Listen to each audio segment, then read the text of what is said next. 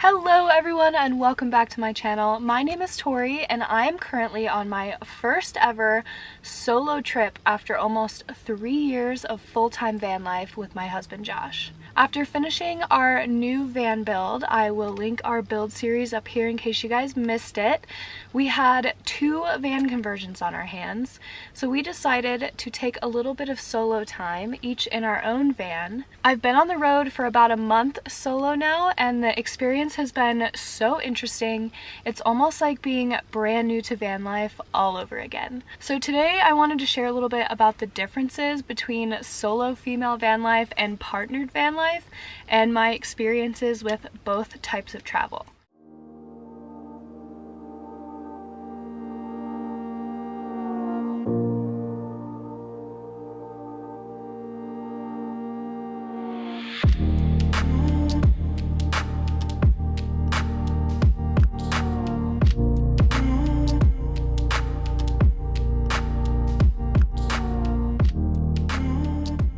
So I'm going to start on like the lighter side of things. I'm going to start off with the more logistical differences between the two and move into the more emotional stuff later on in this video. Our newest van build, the one I'm currently sitting in, is a 136-inch wheelbase Ram ProMaster high roof van. That leaves us with about 40 square feet of living space. So traveling in a van this sized with one person instead of 2 is spatially more comfortable, as you can imagine. I've got a little bit more room to spread out in the bed at night. We don't have to worry about walking past one another in narrow spaces, a little bit less bumping into each other. Yeah, so now that we've got the obvious one out of the way, the second thing that is very different when traveling by yourself versus traveling with a partner is splitting up the chores. So after living in vans together for 3 years, Josh and I had kind of figured out a good rhythm for which chores each of us were going to be responsible for. Josh was typically in charge of filling up our water tanks and doing the dishes. I was typically responsible for grocery shopping, cooking, laundry. Josh did most of the driving, but now that we are traveling separately, we're each singly responsible for all of those van maintenance, regular things like that, filling up water, emptying the toilet, just your regular van life weekly maintenance. Before I left on this trip, I actually kind of used to get in my head wondering if I even could handle van life on my own. So it's been really cool to prove to myself that I can, and if I can, you can. But it is something I've been missing, just sharing the weight of all of the regular maintenance that comes with this lifestyle. But on the other hand, when you're traveling with 2 people like this, you will burn through your resources a lot more quickly. You'll run out of water more quickly, your toilet will fill up faster, you'll run out of groceries faster. So they probably kind of even out in the end, but personally speaking, I do really miss sharing the responsibility with another person. The next major difference that I've noticed traveling solo versus traveling with a partner is having someone to share in the experience with. So on this trip in particular, when I get to a new campsite, I have this like feeling or desire to FaceTime someone I love or call someone I love and just show them what I'm experiencing, to just kind of share the moment with another person. And that was something that I never felt when I was traveling with Josh, because he was here to share in those experiences with me. So it's been kind of interesting to notice myself feeling that desire every time I get to a new campsite to share it with someone else. And on that note, I am extra grateful for you guys for all being here so that I can share the experience with you. It is something I really enjoy, sharing my experiences with others and sharing in experiences with others. So I'm grateful so much for all of you guys for being here. So the next major difference in traveling alone versus traveling with a partner is compromise.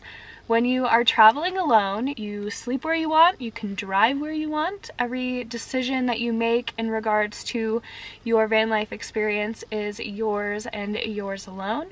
But when you're traveling with a partner, there's a whole nother person to consider when making your travel arrangements, what time you get up, what time you leave for your next hike, how long you stay in a particular area, how quickly or slowly you travel. Every individual has different preferences in regards to those things. things. When you are traveling with a partner, you do only have one vehicle and two people, so oftentimes that means that you guys are doing the same thing a large majority of the time, which most of the time is so wonderful, but at the end of the day, you both are still individuals and realistically aren't going to want to be doing the same thing 24/7. The last thing I wanted to touch on with you guys today is loneliness and community when it comes to solo travel and partner travel and how the two are different. So prior to this solo trip, Josh and I had always traveled together, and I never really felt lonely on the road or the desire for community on the road. I had all of those things in my partner, and we were just comfortable, just the two of us, and really enjoyed our life in the van together, even if it was pretty remote, kind of just the two of us. Since I've been traveling alone, I have definitely had days where I have felt lonely or felt a lack of community, especially considering I prefer to live in my van a little bit more remotely than some people.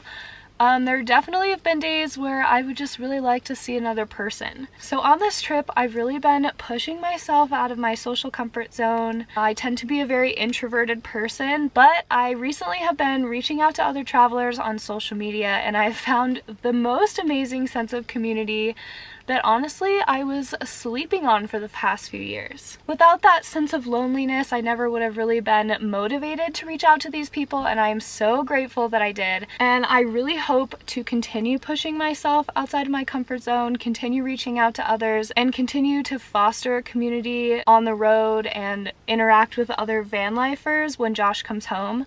So I'm really gonna challenge myself to not fall back into the comfort of just being with Josh, even though that is so amazing, because the connections I've made so far, I can already tell, are going to be lifelong friendships, and I'm so grateful for them. Yeah, so those are all the topics I wanted to touch on with you guys today. After caravanning over the last few weeks with solo travelers and a couple of couples, it's been kind of on my mind a lot, the differences in my experience with van life by myself versus with traveling with Josh. They really have felt like such different experiences, and I learned so much from each of them, and I'm so grateful to have gotten to experience both.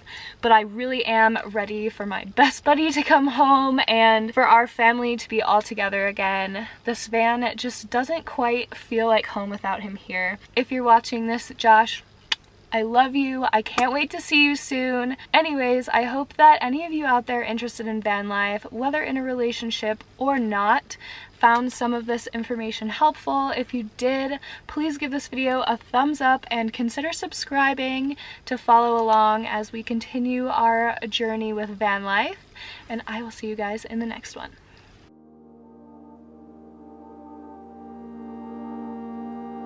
Walking past one of you. The last thing that I want to touch on in regards to the differences between... Anyways, I hope that any of you out there interested in van life, whether on...